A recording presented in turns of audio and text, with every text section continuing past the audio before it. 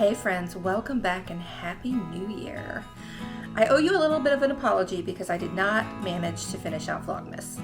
And that is largely because the kids and I left on our vacation to New Orleans. Most YouTubers manage to film 2 or 3 days ahead for Vlogmas, and I just never got in that groove. I was literally filming the day before and posting the following day, and I could have done that on vacation, but frankly, it's vacation and I didn't want to work. I wanted to enjoy the time with my kids because that was the whole point of going, right? So I hope you can forgive me for being a human and doing what humans really should do on vacation, which is fully unplug and enjoy themselves. So now that we're fully into 2023, today I'm going to talk about plans for going forward in 2023, but I also want to do a quick little recap of 2022. So probably the biggest thing for 2022 is that I did take my kids on that really phenomenal vacation to New Orleans. Now, I've always wanted to go to New Orleans, but I've just never had the opportunity to get there. And I thought going when it wasn't hot out was going to be a really good plan because it wasn't hot out. I'm not used to the temperatures that New Orleans gets to in the summertime because Indiana does not get that hot. It was really enjoyable. We were basically kind of there in the off season, which was kind of nice because the crowds were a lot smaller than they would have been normally. And I appreciate that. I would rather have a little space than to be cramped in with a whole bunch of people in some crazy small little space. So we really enjoyed ourselves though. We got to go on a swamp tour. That was pretty fun. We also saw on that swamp tour, we did not see any alligators, but we did see these crazy little raccoons and some wild hogs, which was a lot of fun. There was 2 females, mama pigs, and 3 little baby pigs. And it was really, really cute and entertaining. We fed them marshmallows from the boat, so that was kind of cool. We also did a cemetery tour. We got to tour the oldest cemetery in New Orleans, Lafayette Cemetery number 1. And that cemetery is like up to 300 years old, I think. In the 1700s is when they started using that cemetery. So that was really, really interesting. The way that they bury people in New Orleans is so different than the way we bury people in the rest of the country. And it actually makes a lot of sense to just have one single family tomb and everyone goes in there. It was interesting. I really enjoyed learning about that. Let's see, what else did we do? We ate lots of amazing food. Of course, we did Jackson Square and the cathedral there, which is the oldest, I believe, existing cathedral. The oldest cathedral site in the country. There have been multiple cathedrals on that site, but it is the only site in the country that has always been a church of some kind. So that's kind of cool. Interesting history there in New Orleans, and that was really enjoyable. We also got to visit some voodoo shops and learn some things about voodoo and all kinds of other Creole traditions and customs, which was really entertaining. So those of you who are from New Orleans, I really love your city. It was so much fun. I also love the charm of the French Quarter. I mean, we saw some of the rest of the city too. The rest of the city is like every other city in the United States, right? There's some really cool stuff, there's some really old stuff, there's some really beautiful stuff, there's some not so beautiful stuff. That's most cities. But the French Quarter is really unique in that Bristol is joining us. The French Quarter is really unique in that it is so freaking old. It's been there forever. And it really hasn't changed much since it was built, other than obviously modern amenities. But the charm of the French Quarter is just really captivating. It really kind of sucks you in. I love that streetlights, as you walk along, the streetlights along most of the buildings are still gas streetlights, and they burn all day long. But at night, they're just so charming. There's just a really beautiful charm to the area that I really enjoyed. And the kids enjoyed it too. They really liked it. Their favorite part was going in all the little shops and things like that. There's some amazing local art that was just so captivating, and I really enjoyed looking at all the local art. That was probably my favorite part. But art is kind of my thing, so I enjoy looking at local art everywhere we go. Let's talk about 2022 accomplishments. There's definitely many, many things that I accomplished last year that I'm really proud of. One is publishing the planner that I published at the end of the year. I hope that that turns out to be really fruitful and helpful to a lot of people, and I really enjoyed putting it together. I already have plans for improving on that planner for the coming years. I managed to keep up with my day job and my 3 businesses in a way that I'm really proud of. One of those businesses, my glass business, I managed to grow exponentially this year. My photography and massage business stayed pretty much the same as they've been in recent years. There wasn't a whole lot of growth there, and that's something that I'm going to work on changing for 2023. 2022 for me was a year of really making a better effort at taking care of myself, and I definitely did that. I kept up with getting my monthly massages every month in 2022, and while that seems like such a small thing, it really makes a big difference in my mental health and my stress levels. So it's something I'm going to keep up going forward in 2023, and I have some new health goals for 2023 as well. So what have I got going on moving forward? Well, I'm going to need to purchase a new car in the next couple of months. It's just time, and I haven't had a car payment in about 4 years. So I'm not super excited about the idea of taking on a new car payment, because who wants to pay it? Who wants to make a car payment every month if they don't have to? But we're hitting that stage where my car is going to start costing me more and more and more money. And when you start to hit that point where it looks like you're going to start putting $3,000 to $4,000 to $5,000 in your car every year, at that point I feel like I just may as well have a car payment and have a car that doesn't need quite so much maintenance, because the mileage is far, far lower. So because that is a goal in the first quarter of this year, is to purchase a new car, I am looking at picking up some part-time hours as a massage therapist here locally that will be a little bit more steady income versus my home studio, which is a lot less steady currently. Remember how we talked about how I hadn't seen any real growth there in 2022. So I have 2 choices. I can really focus on growth, which is part of the plan, but in the short term, I need to bring in some more income so that I can afford to pick up that car payment that's going to be coming into my budget in this year. So this is just what has to be done. So it's what I'm going to do.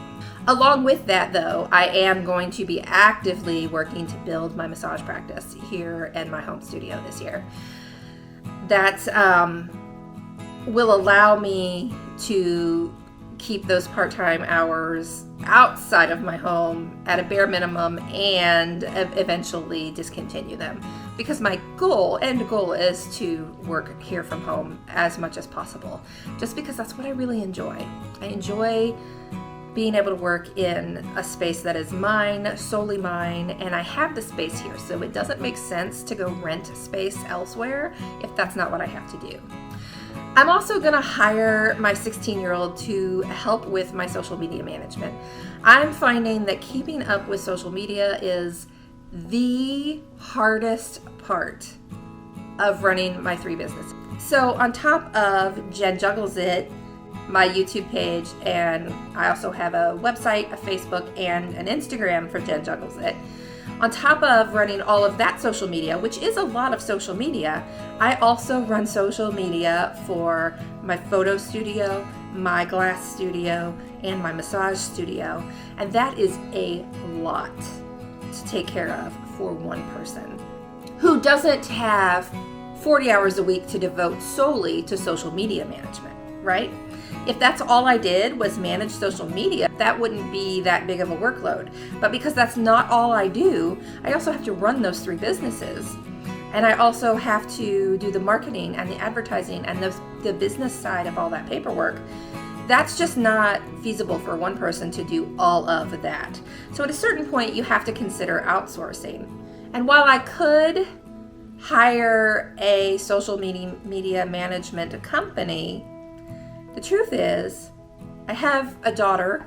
She understands the algorithms for all of those platforms and just a lot of other things. She would be fabulous at it. So instead of hiring someone else, I've decided I'm going to give my daughter a chance to hone her skills.